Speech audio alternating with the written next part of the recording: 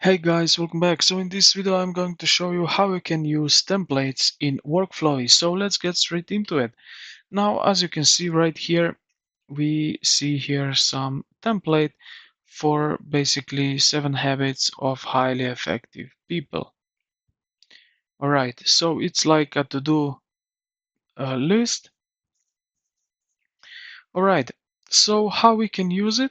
Basically we can go here to workflowy.com/templates.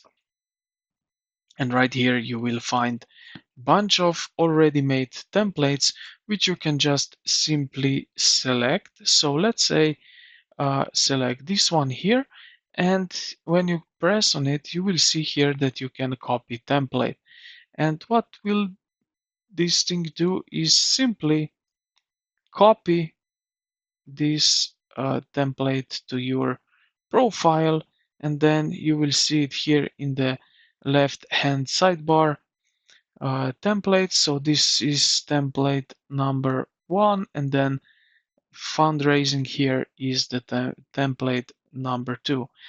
Also, what you can do, then you can arrange how you prefer. So if you, for example, like basically just the design, you can take it and then you can change it how you like by your own needs.